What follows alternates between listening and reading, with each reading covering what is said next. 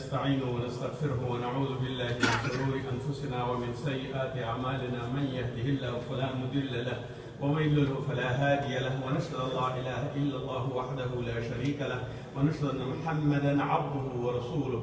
قال الله تعالى في القرآن المجيد: بسم الله الرحمن الرحيم. يا أيها الذين آمنوا كتب عليكم الصيام كما كتب على الذين من قبلكم لعلكم تتقون.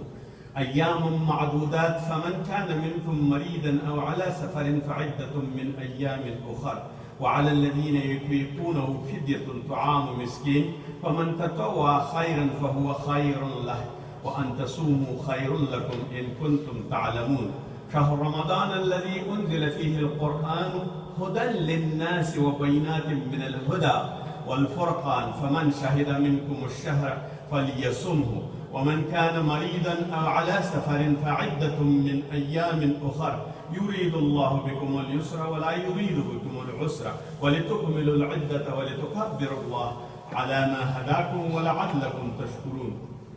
وإذا سألك عبادي عني فإني قريب أجيب دعوة الداعي إذا دعاني فليستجيبوا لي وليؤمنوا بي لعلهم يرشدون.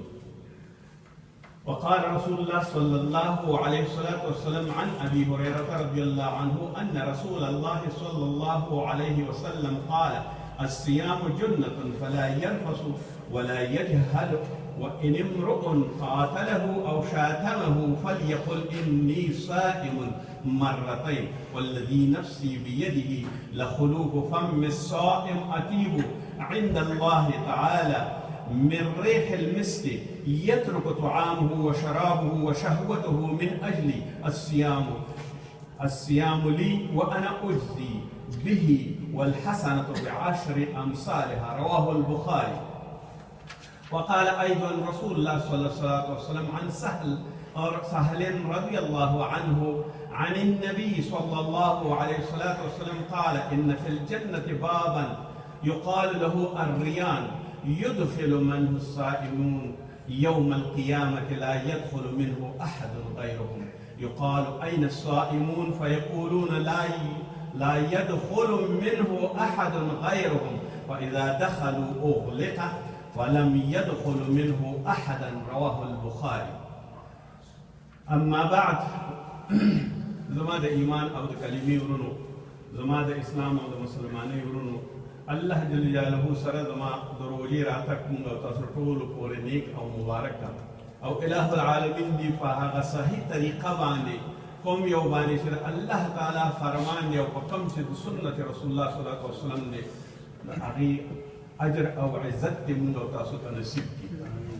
الہ العالمین دې هغه روژه زموږ نه وکړي کومه چې د صحابه کرامو، عباد الصالحین او نیکانو او انبیاو نه شوې ده. الہ العالمین دې په موږ باندې اسانه وګرځوي، ظاهرا د تدبیر په لحاظ باندې، د ورځې په لحاظ باندې، او زموږ او ستاسو د دې ټولو مشکلاتو د مخې روژه سړي دپاره یو قسم واقع کېږي چې وایي دا به ونیسم او که به ونه شم. او په دې ټولو کې د روژې ډېر لوی عبادت او د روژې ډېر لوی شعار دا دی چې دا صبر میاشت ده. نو ځکه باید صبر په هر شي کې وشي، ولو که هر څومره سختي وي. نو که صبر زموږ او ستاسو لباس شي، بیا به انشاءالله کوم مشکل نه وي. دغه کوم آیاتونه چې ما ولوستل، د دې آیاتونو د روژې په باره کې دي او حدیثونه د روژې په باره کې دي.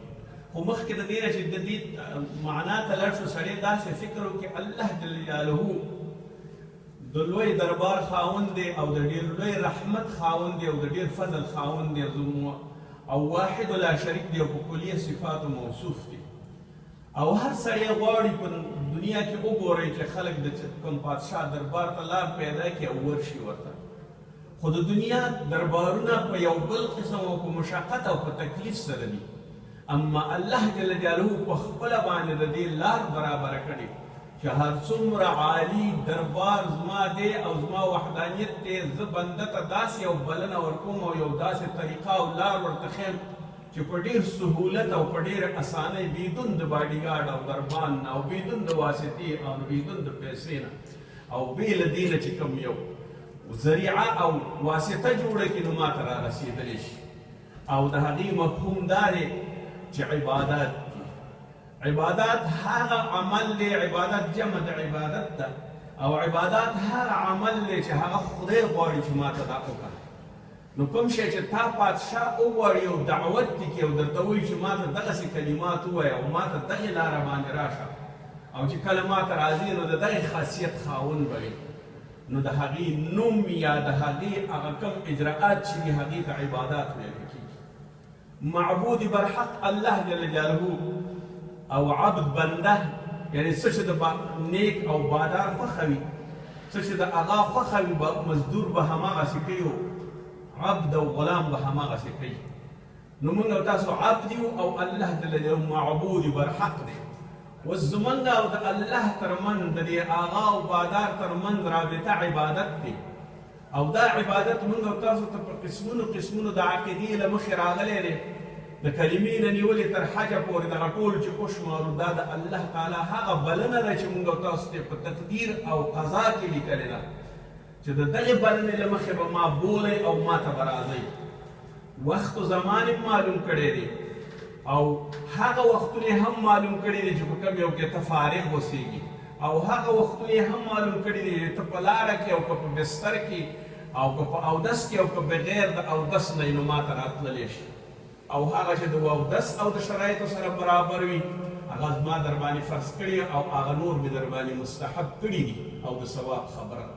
فلهذا زما او د معبود ترمنځ یا د غلام او د معبود ترمنځ رابطه عبادت دی، او عبادت هغه څه دی چې سړی پاکوي او صفا کوي، او کله چې د پادشاه په مخ کې ودرېږي نو باید ورپېږي، باید ټول ځان خپل تصفیه کړي او ټوله توجه یې هغه پادشاه او هغه ته وي چې کوم یو د هغه سره ملاقات کولی شي، او بیا هغه الله چې موږ او تاسو یې پیدا کړي او په ټولو کمالي صفاتو موصوف دی، نو د هغې په دربار کې ودرېدل باید موږ په لرزش راشو او ځان دومره ذلیل کړو چې زمونږ هغه لوی خدای او هغه لوی الله او کوم یو چې د عاطفې او د رحمت خاوند دی هغې ته ځان داسې معرفي کړو چې زه یو عاجز بنده یم، زه ستا یو غلام بنده یم، زه یو ذلیل بنده یم، زما دا سر هیچ چاته نه ټیټېږي بې له تا نه.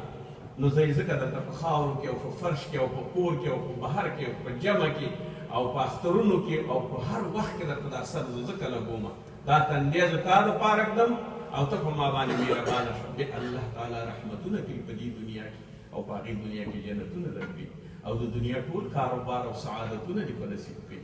هغه داسې یو لوی مهربان ذات دی چې په خپلې درته کلمات په مانځه کې په روژه کې په هر شي کې ښودلي دي، دا ووایه او ما ته راشه او ما سره به بیا ملاقات د ورځ په قیامت چې کې هم د همدې لباس سره به راځي او د همدې وینا سره به راځي.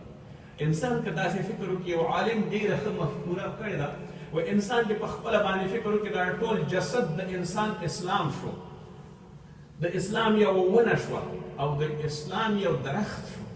اوس د دې شجرې او د دې ونې نه اوس څه استفاده کېدلی شي؟ د دې سر داسې فرض کړه چې په دې کې د عقیده ده لا اله الا الله ده، رابطه دې د خدای سره شوه، هېڅوک نه پرستش کېدی د هغې د یوازې ذات نه، او راځي مخ ته دی، مخ یا وجه دی، هغه مخ دی چې ستا په مخ کې د روژې د تکلیف نه ملایمت او ستړیا لیدل کېږي، او ستا مخ خړ شوی دی په دې باندې چې تا باندې یو لږه او تنده او شهوت نه ځان منې کړی دی، او هغه اوامر چې درته هغې ویلي هغه ټول په ځای کړي دي، نو ستا په مخ کې علامې د دې راغلي دي چې ته یو داسې بنده یې چې رښتیا هم په تا باندې الله تعالی رحم وکړي. لکه یو انسان چې په کار کې ستړی شي نو بیا یو عادل بادار او هغه ورته وایي چې ورته چای راوړئ، دا ورته راوړئ، انعام درکوي. همداسې الله جل جلاله بیا درته انعام درکوي چې ستا دا ستړیا او دا د مخ ګونج دي او دا د مخ تکلیف او سپېره کېده دي زما دپاره و، زه درته اجر درکوم. دا روژه شوه د انسان. لاندې دوه لاسونه دي، لاسونه پورته کې او الله تعالی ته ځان تسلیموي، الله اکبر تل ووایي، بل هېڅوک نشته. ولهذا د دې عبادت باندې کوم عبارات چې درته ښودلي هغه ورته ووایي قیام، رکوع، سجده، په خوله باندې په ځان باندې دغه ټول ځان سره تطبیق کړي، نو ستا لاسونه د دې اولین کار دی چې ته ورته تسلیم شي. کله چې تسلیم شي د هغه په احاطه کې او د هغې په حدودو کې او د هغې په دربار کې بیا هغه په خپله در باندې فضل کرم کوي. بیا د دې نه لږ دننه ننوځو سینې ته زړه کې هغه څه یې درته ویلي دي چې زکات دی. حب المال د انسان سره ډېر زیات وي، یعنی د دنیا هر څه سر خپل ورکوي، خو د دنیا په مال کې او د دنیا په دغه کې کله هم تصرف نه پرېږدي. او اکثر خلک په مال باندې دوزخ ته ځي. نو الله جل جلاله درته داسې زړه درکړه چې جواد شوې، او بیا دې باندې فکر کوې، دغه زړه باندې داسې فکر وکړه چې الله دومره جواد دی او رحمت دی چې ما ته یې ټول رزق راکړی دی، ټولې دنیا ښېګڼې راکړي دي. آیا زه ورته دغومره ونه کړمه چې د دې ښېګڼو سره الله جل جلاله ته ودرېږم او د هغې نه سوال وکړم؟ نو اوس د هغې نه وروسته بیا کله چې د زړه د مال حب دی او د ځان نه لرې کړه او ورتې کړه ورته، نو د هغې نه وروسته بیا درته وایي چې دا خو دې دا د عقیده شوه، دا د روژه شوه، دا د مونځ شو، دا د زکات شو. اوس ځان ستړی که په طوافونو کې او ځان ستړی که د حج په سعیه کې صفا او مروه ته لاړ شه، طواف ته لاړ شه، منډې ترډې ماته وکړه، نو دواړه خپې دې شوې حج. ولې دا پنجبنا دې په دې خپل وجود کې راغله او تا ته یې وویل چې یوه ونه او د ونې سره پاڼې وي او ثمرات او میوې ورسره وي او سوری ورسره وي. یو بل ورور دې د خپل اخلاقي سوري لاندې کښېنوه، یو عاجز سره کومک وکړه، یو محتاج سره کومک وکړه چې سوري لاندې دې کښېني، اخلاق او ښه رویې ورسره وکړه، ستا سوري لاندې به کښېني. او د هغې نه وروسته بیا ستا هغه څانګې چې دي که څوک ضرورت ورته لري د خاشاک په لحاظ باندې ځان ته څه پخوي او یا ځان پرې تودوي، نو هغه هم د هغې په خدمت کې دي. هر څوک یې کولی شي چې ځان ته د خپل احتیاج مطابق د آبادۍ دپاره یې وړي، که د هر څه وړي هغه به تا نه وړي. نو که څوک در نه څه وغواړي او فقیر درته راشي او یتیم درته راشي، نو هغې ته یې ورکړه، ځکه چې ته هغه څانګه یې چې د الله تعالی عبادت یي، نو د الله تعالی د عبادت سره مخامخ دغه هر څه ورکړه. بل راځو دې ته د یو ونې سره میوه وي او د هغې ثمرات وي.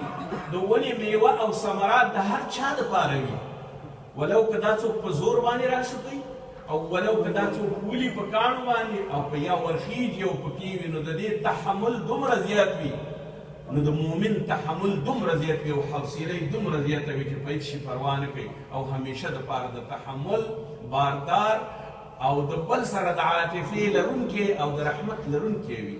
فلهذا کومه میوه چې ته خلکو ته تقدیمې ورکې، نو هغه ستا هغه اجرونه دي او کم سورې او نور کم هغه احسانات چې ته خلکو سره کې، نو ته یوه ونه یې او د یو ونه د ځان نه جوړه کړه چې خلک درنه فایده واخلي. نو ونه د اسلام شوه. قرآن عظیم الشان کې هم تشبیه شوي دي. الم تر کیف کلمة طیبة کشجرة طیبة اصلها ثابت وفرعها فی السماء. یو نیک بنده هغه دی چې د هغې هغه ونې سره تشبیه کېږي چې هغه ځمکه کې بوټې وي او پاس سر یې اسمان ته ختلې وي او بهترینې میوې کوي چې دا د خورما ونه ده، خورما ونه ځان نه جوړه. نو اوس چې دا عبادت په ځان باندې تطبیق کړه او ټول شی درته وشو، هر څه دې اسان شو. نو بیا روژه هم نیولی شي، بیا لمونځ هم کولی شي، بیا د الله تعالی ټول عبادات او احکام هم منلی شي. او کوم چې هغه ذکرونه دي هغه د پاڼو په صورت کې، د میوو په صورت کې او مستحبات دي او نفلونه او سنتونه دي، هغه ټول ته کولی شي چې د هغه خپلو نورو څانګو د هغه څومره چې ستا فایده خلکو ته رسېږي اما پکې دننه نغاړل شوي دي او پکې. اوس راځو دې ته چې الله جل جلاله دا څنګه وایي. فرمایي الله جل یا ایها الذین آمنوا، الله تا ته د ایمان خاوند وایي. ولې ته ځان ته د ایمان خاوند نه یې؟ ای هغه کسانو چې تاسو ایمان راوړئ، تا ته وایي چې ته د ایمان خاوند یې، ته محترم یې، په ما دې ایمان راوړې، عقیده دې جوړه ده، خو ته هم ځان ته لږ مؤمن ووایه که نه. کوم څه چې درته ما ویلي دي هغه ته هم مؤمن شه، ځان ته پخپله هم لږ مؤمن ووایه که نه. الله درته مؤمن وایي خو ته هم ځان ته لږ مؤمن ووایه. یا ایها الذین آمنوا کتب علیکم الصیام، مونږ فرض کړې ده روژه علیکم الصیام په تاسو باندې، کما کتب علی الذین، لکه څنګه مې چې فرض کړې وه علی الذین په هغه خلکو باندې من قبلکم چې د تا نه او تاسو نه مخکې وو، لعلکم تتقون، شاید تاسو تقوادار شئ، زما نه وویرېږئ او زما احکام ومنئ. په دې آیات کې داسې وایي چې تاسو د دې روژې نه اېرېږئ، نو دغه روژه د نورو قومونو سره هم وه، یهودو او نصاراو سره هم وه. د هغه قومونو سره هم و چې د ستاسو نه مخکې ټول پیدا شوي دي. نو ځکه یې درته دا مثال کړه چې په تا لږه اسانه شي چې تریو او تریخ نه شي د دې په منلو کې. دا مخکینو خلکو هم دا قبوله کړې ده او هغو هم روژه راوړې ده. ایام معدودات دا د شمار څو ورځې دي. فمن کان منکم مریضا که څوک په دې کې مریض وي او علی سفر او یا په سفر کې وي فعدة من ایام اخر وروسته دي کې دغه خپلې ورځې د دې نیولو من ایام اخر. وعلى الذین یطیقونه او هغه کسان چې توانېږي فدیة د فدیې ورکولو طعام مسکین او یا ښېګڼه کوي د یو مسکین سره. فمن تطوع خیرا هغه چا چې دا کارونه وکړه او اطاعت یې وکړه خیر یې وکړه فهو خیر له دا د ده لپاره خیر دی. وان تصوموا او که چېرته روژه شئ د دې فدیې نه ان تصوموا خیر لکم نو صیام او روژه کېدل که استطاعت او طاقت درکې وي دا بهتر دي د دې نه ان کنتم تعلمون که تاسو چېرته پوه یئ او ځان ته پوه وئ. موږ خو ځان ته ټول پوه یو الحمدلله. شهر رمضان الذي او دغه میاشت د رمضان هغه میاشت ده انزل فيه القرآن دې کې قرآن نازل شوی. څومره درنښت دی. ټول اسماني کتابونه تورات انجیل زبور صحیفې ټولې په دې میاشتو کې نازل شوي په مختلفو تاریخونو کې نازل شوي. قرآن عظیم شان په 40 د روژې د میاشتې را نازل شوی. یو ځل نور کتابونه یو ځل ورکول شوي دي او صحیفې. اما قرآن منزل من السما په 30 کالو کې راغلی دی رسول الله صلی الله علیه وسلم ته. خو د عرش نه او د لوح محفوظ نه د ځمکې اسمان ته په یو ځل باندې راغلی دی. فلهذا هغه 40 د روژې و. دې قرآن کې څه دي تا ته وایي؟ هدن للناس. د دې ټولو بحثونو مجموعه او عنوانونو مجموعه چې راټوله چې د دې ټولو نه هدایت اخیستل کېږي. څومره قوانین چې دي یو سړي ته هدایت کوي په هره زمینه کې چې وي. هدن للناس دا د هر چا دپاره او د ټولو خلکو دپاره هدایت دی. مونږ ویلی شو چې قرآن زمونږ او ستاسو هدایت کتاب دی. قرآن الف لام میم ذلک الکتاب لا ریب فیه هدى للمتقین. هلته هدایت ان هذا القرآن یهدی للتی هی اقوم. دا قرآن هر چاته هدایت کوي او دا ډیر قوي هدایت دی. یعنې ستا د ټولو په شؤوناتو او د ټولو اموراتو دپاره پوره دی. وبینات من الهدى او په دې کې نشاني دي د الله جل جلاله والفرقان او دا د حق او باطل ترمنځ فاصله کوونکی فیصله کوونکی دی فرق کوونکی دی توپیر کوونکی دی. فرقان هم د قرآن یو نوم دی د حق او د باطل په لحاظ باندې. فمن شهد منکم الشهر هغه څوک چې د دې لایق شو چې روژه ونیسي. وړوکی صغیر بالغ شو کافر او مسلمان شو مریض جوړ شو ښځه حایضه او نفاسه وه هغه جوړه شوه. فمن شهد منکم الشهر فلیصمه. فلهذا دا مکلف شو څوک چې ستاسو نه حاضر شو د دې لپاره او شرایط یې پوره شو نو هغه دې روژه شي. فلیصمه امر دی روژه دي. علما دا وایي چې دا مخکې فدیه راغلې وه په دې آیات باندې هغه آیات احکام منسوخ شوي د تلاوت په لحاظ موجود دی اما احکام موصول شوي ځکه چې دلته یې درته ویلي دي خپل شرایط بالغ مکلف مسلمان فلیصمه دی د روژه ونیسي امر ورته وشو. او صحابه کرام داسې روایتونه کوي وایي موږ مخکې د دې نه چې روژې ته راشو روژه په موږ باندې د عاشورې د ورځې 3 ورځې په موږ باندې فرض وه.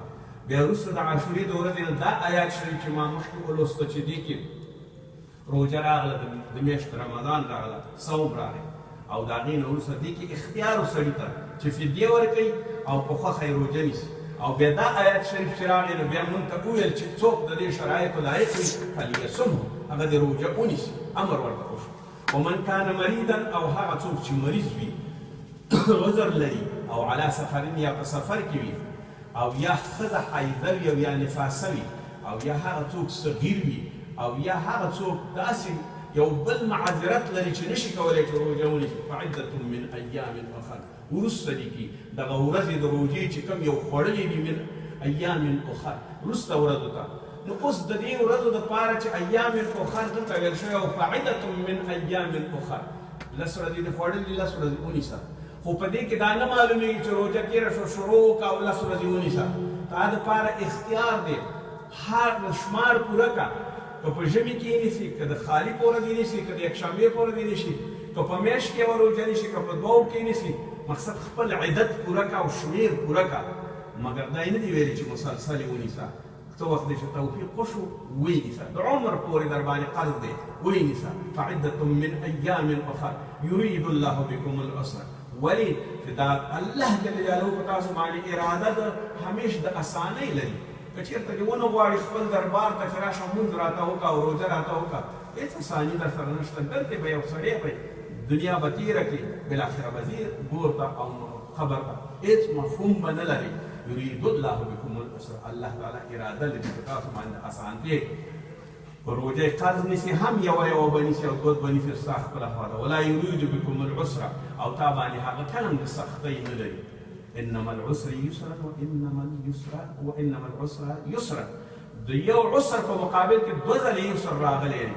نو دلته الله جل جلاله عسر تا باندې نه راولي ولتكملوا العدة او پوره که هغه ورځې چې کومې تا خوړلې دي ولتكبروا الله او یا داسې شوي چې په منځ روژې کې مجنون وي نو لیولې وي جوړ شي دغه ورځې پوره که او یا داسې وي چې په منځ روژې کې ته بالغ شوي صغیر وي دغه روژې پوره که او یا داسې وي چې کومه یوه زنانه د نفاس او حیض نه پاکه شوه هماغه روژې چې کومې وي نیسي دي بیا به نورې قرض به بیا نسته نیسي علی ما خو په بالغ باندې او په مجنون باندې بیا قرض نشته او مسافر باندې هماغه قرض دی کوم چې پوره دی علی ما هداکم هغه ولتکبروا الله د الله لوی بیان کوي ولتکبروا الله کې دا دی چې د روژې سره یې دا راوړي په هر اندازه چې کولی شي د الله تعالی ذکرونه وکړه دا په سنت طریقه باندې وي او که په فرض طریقه باندې وي که په جمع وي او که په تراوح وي او که په قرآن لوستل وي او که په اړخونو او په خوب کې دي ولتکبر الله الله ډېر یاد کا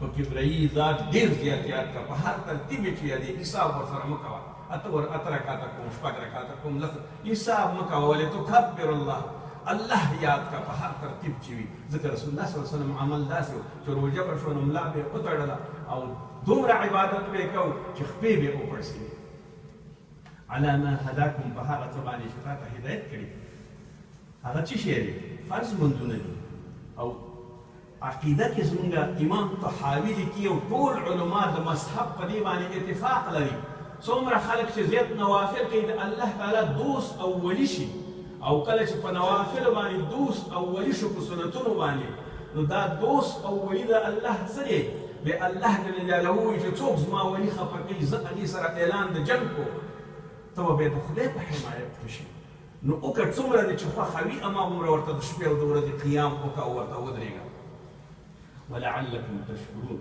او شاید تاسو شکرګزار شئ دا یو تر دې پورې احکام ویل بیا وروسته داسې وایي واذا سألک عبادي محمد صلی الله علیه وسلم ته وفرمایي تاسو نه که څوک سوال کوي زما عباد او یا زما بندگان عني زما نه چې د خدای وایي چې زما نه درنه پوښتنه کوي فاني قریب زه نږدې یم درته دلته مې دلته مې هلته مې وړاندې مې وروسته مې چېرته مې چې غواړئ فاني قریب زه تا سره همیش دپاره یم په بستر کې په هر ځای کې زه تا سره یم په سفر کې اجیب دعوة الداعي زه د انسان دعوت قبلومه که ما وغواړي ما ته دعا وکړي نو زه به یې دعا قبلومه اذا دعاني کم وخت چې ما وغواړي نو زه به د هغې دعوت کوم فلیستجیبوا لي خو دومره دې وکړي چې دی زما هم څه قبول کړي فلیستجیبوا لي زما نه د احکام قبول کړي بیا دې راځي زما نه چې څه غواړي هغه ورکوم وليؤمنوا بي او ما باندې دې ایمان راوړي په دې دې ایمان وي چې الله تعالی ما ته هر څه راکوي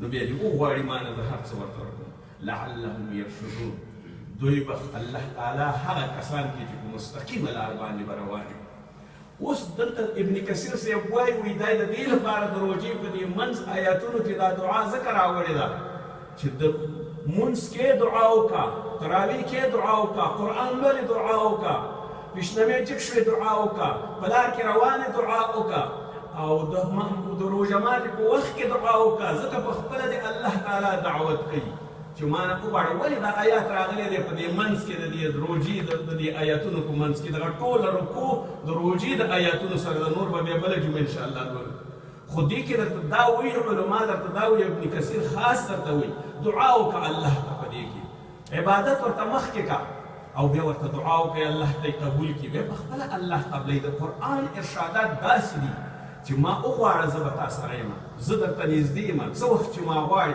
خو د دې دعا حکمت دا دی چې په دې ایتونو کې راغلي مفسرین وایي چې ته دعا کوه ډېره زیاته. په روژه کې هر وخت دعا کوه او هر ځای کې کوه او د هر شي دعا کوه. همداسې حضور صلی الله علیه وسلم حدیث شریف کې من صام رمضان ایمانا و احتسابا غفر له ما تقدم من ذنبه. هغه څوک چې روژه ونیسي د څه شي لحاظه، د ایمان د لحاظه او د ثواب د لحاظه. ایمان څه ته وایي، صام څه ته وایي او احتساب څه ته وایي. صوم روژه د شهوت نه، د خوراک نه او د څښاک نه، ټولو نه توبه، د شرب نه، د خوړو نه او د شهوت نه، دې نه ټولو نه ځان لرې کول او سره د نورو ټولو اموراتو چې درته حکم شوی دې ته صوم ویلی کېږي. او دې صوم یې د میاشتې نوم رمضان دی. ولې رمضان دی؟